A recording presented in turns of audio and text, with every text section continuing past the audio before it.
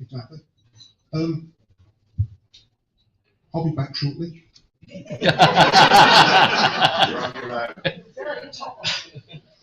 So until then, they're at your mercy. Okay.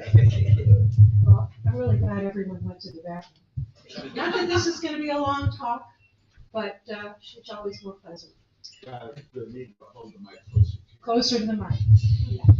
I was a graduate student, a graduate assistant. I think I can fill the room if I have to without the mic. Yeah, well, except for the people that are really cool. Okay, so thank you very much. It is an honor to be selected as the guest of honor at this year's Corflute. I've had the good fortune to hear some outstanding guest of honor speeches before at Corflute. So this is an opportunity which is somewhat intimidating. I am, after my name was drawn, I was glad to get advice from some of the people in the room about what I might talk about. Allison said I should talk about scandals. I've done that before. Joe and I have done programs on that, and we've been told some of the things we said might be actionable. So I'm not going to talk about scandals. Caroline gave me advice on how I could keep it short, very short. Thank you, Caroline. Not going to be doing that. Sort of short, but not very short. Mark Olson helpfully remarked that I could use a sign that says laugh if my jokes didn't laugh. Thank you, Mark. That was wherever he is. I think he's standing in the back someplace. And so that was good. With all of that, serious and constructive seemed like a better fit for me. And Z said that serious and constructive was okay, but serious and constructive and vituperative was much better. And so vituperative was a word we don't use often enough. I'm not sure this will have any of that in there, but I'm really glad to have had the chance to say it twice in one day. So the most disconcerting comment of all came from Tom Becker, who said in his house, the saying was that the Corflute fan guest of honor always rises to the occasion. And so, in response, I'm fumbling. Don't laugh. All right. So first, a quick review of my 50-some years in fandom. I have notes here in case I forget because I'm quite old. How did I find fandom and who the hell am I?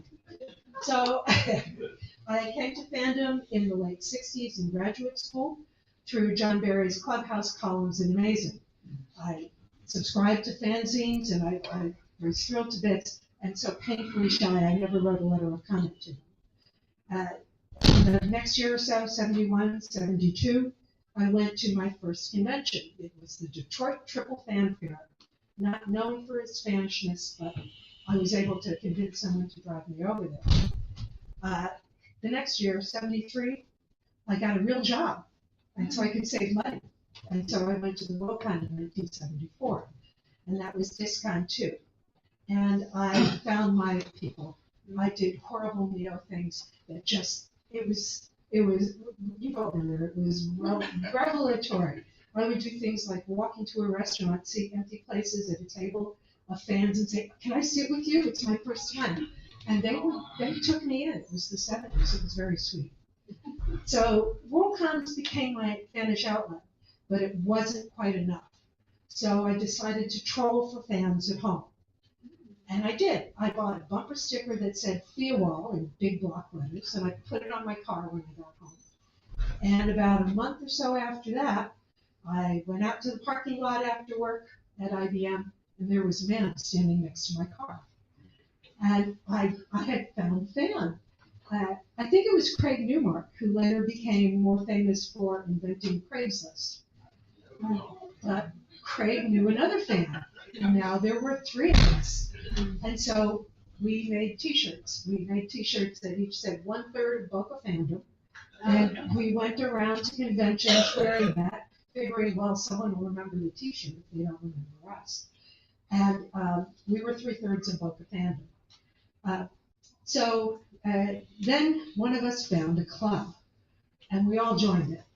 and I have to read the name. It was the Coral Springs Science Fiction League, Social Drinking Society, and Traveling Fan Variety Show in Exile. And I met Joe, and he slowly wore me down from just going to conventions until I was working on conventions, running conventions, being an officer of a local club, co-editing the occasional fanzine, many of which were club zines, but we thought they were fanzines. And somehow 40-some years went by.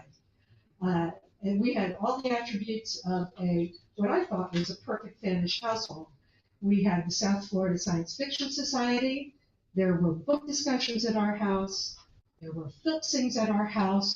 We had a local convention, Tropicon, which was just the right size, between 100 and 350, varying. And so I chaired one of the Tropicons. I chaired Tropicon 7 and brought Walt Willis to Florida after 25 years out of the U.S. And that was fabulous. Eventually moved to New York, and I retired as a distinguished engineer from IBM after 42 years with them. And once I retired, I became webmaster for fanac.org. And so fanac.org, as everyone is sick of hearing, is the fan history project, which is an outgrowth of MagicCon, the 1992 WorldCon that Joe chaired and for which I was the head of the program division. Along the way, I was fortunate to meet some extremely cool people, just people I'd read about, people I'd read the books of, and all of that. And amazingly, they were human beings you could be across the table from. I met Robert Bloch. I met Lee Hoffman, who was my twin sister, 20 years and 2 days apart. And she always insisted we say Mr. Bloch instead of Bob Bloch, but that was family business, right? I met Dave Kyle, Vince Clark. I'm not going to give you a long list, but it was just an opportunity to meet so many people.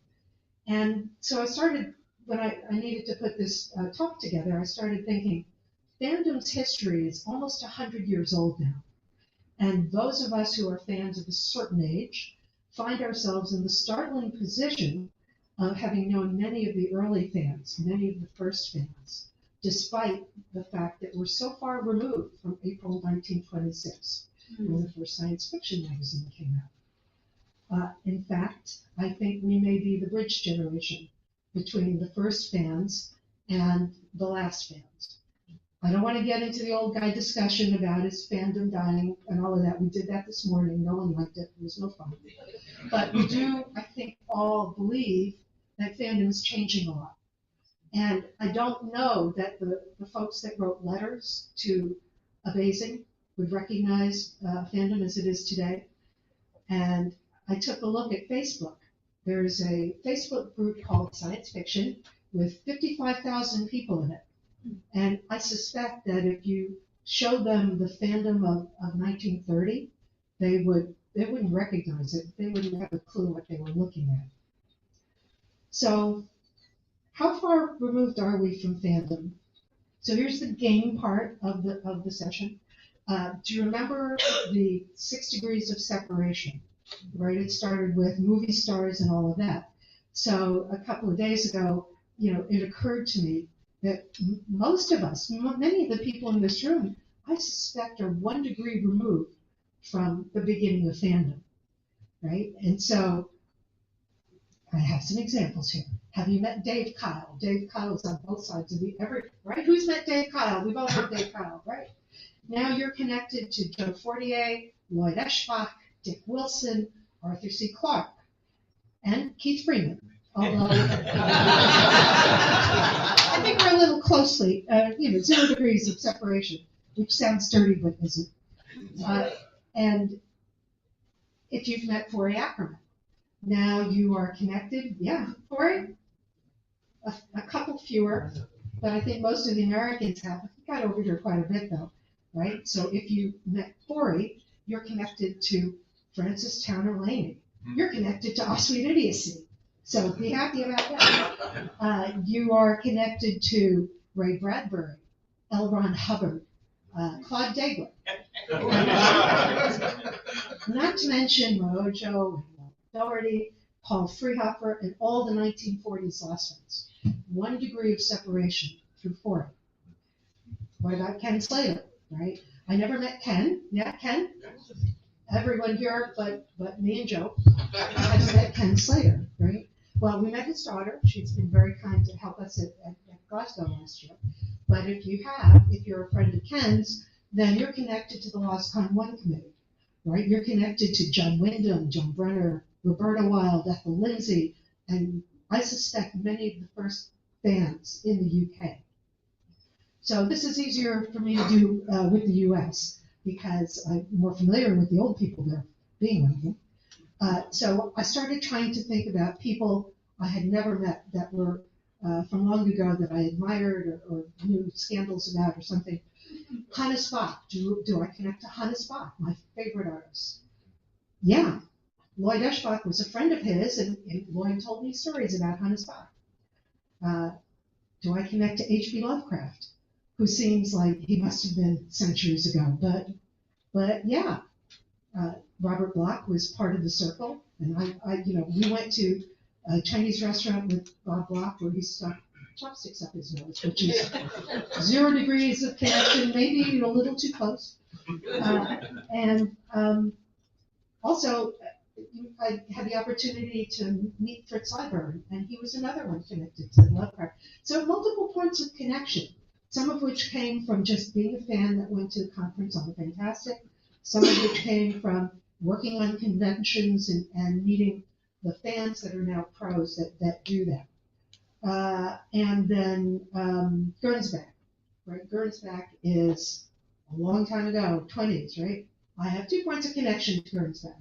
One through Tony Lewis, who just passed away this last few months. Tony's father knew Gernsback and had him come to his high school to give a talk. So Tony met Gernsback, and I knew Tony. And Charlie Hornick, who was an editor of one of the early magazines. I sat with Charlie Hornick on a panel where Julie Schwartz would not let either one of us talk. And it was a bonding experience. And don't ever sit on a panel with someone that talks like he did. So it's an interesting exercise to go through. And in a minute, I'm going to ask you to go through it with me. The number of fans was not always that high, and the thing they did the best was communicate. The thing they did the best was connect through paper or through a rare face-to-face meeting or convention. And so fans, they certainly made their feelings and their thoughts known. They wrote it all down. We can connect with them after the fact, even if it's not quite the same. So I want to play the game. So a little background on this game. When I was doing convention programming, and I did program for 20 Tropicons, I was on the programming team for a bunch of World Cons, I ran it for MagicCon. I was always enthusiastic about challenge shows, where you put program participants up on the dais, and you put them on the spot. My favorite one of those was at Millennium PhilCon, where we did an alternate history panel. And we had S.M. Sterling, Harry Turtledove, Orson Scott Card, Rick Wilbur, and somebody else, I don't remember who. And this alternate history panel was the Texas Israeli Empire has just struck gold in Canada. How did we get here? And they were challenged to come up with a scenario where history was torqued around to get there. That was fun. Now I bragged about it. So let's go back to 6 degrees of separation.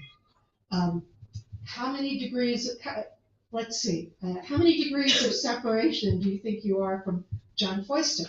This is the easy one. Anyone with 0? 0. 0, 2, 3. If you know these people, you're 1 degree away from John Foister, who lives on the other side of the world, or lived on the other side of the world, quite far away. I was going to do Chris Priest, but now that Sandra was talking so familiarly about Chris Priest, I think I should skip it. But if you knew Chris Priest, you're connected to all the UK fans from the 40s, and maybe the ones from the 30s as well. Here's one I don't know the answer to because I wrote to Rob Hansen and he didn't answer me yet. Eric Frank Russell. Who's connected to Eric Frank Russell? Who knew Eric Frank Russell? Correspondence counts. Who knew Ted Carnell? You're connected to Eric Frank Russell by one, right? Because Ted Carnell knew him.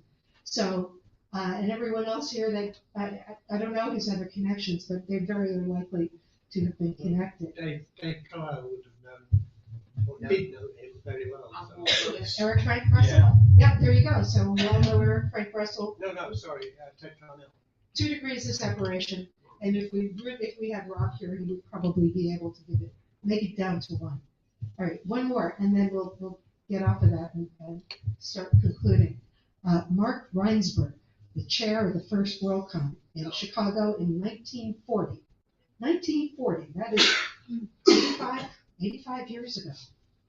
Anyone know him? Okay, so I suspect a lot of you have 1 degree of separation from this guy. David Kyle knew him. Earl Korshak knew him. Tucker knew him. If you knew, pardon? Yeah, for sure. Sam Moskowitz. Art Widner. There you go. So most of this room has 1 degree of separation from Mark Reinsberg, that was the chair of the 1940 WorldCon 85 years ago. It's a little scary to realize so immediately with such visceralness that science fiction fandom is less than 2 lifetimes old. And those of us of a certain age, we're the spanning generation. We've met so many, we're 1 degree of separation apart, and who knows where it's going to go from here. I've been involved in a couple of other subcultures, and they seem to have a lot in common with fandom. I have a friend who is an orthopedic nurse, and the orthopedic nurse conventions you could pretty well mistake for science fiction conventions. There's drinking, and there's awards, and there's politics, and there's smothing. Programs a little different. I work on a music festival, and it is just like a science fiction convention, except it has porta potties and buses. But it's the same kind of smothing skills. It's the same, who can you put on a program with, what other person so that they get along better? Who can you not put on a program together? The same stuff. But what I would submit to you is that our fandom may be exceptional in one respect, and that is we record our history. Our history from the earliest days is already on paper. There are fanzines from the 1930s. It has everybody's thoughts, their arguments, their flame wars. It has a complete record of our history, including parts that never happened. Right? and so it's on paper. If we're the middle generation between the first and the last, or between the first and whatever is coming next, then I think that it's incumbent on us to save whatever we can. And there you go, Joe. I got the plug in for Pam. And that's it. Thank you all for coming to my non-TED talk.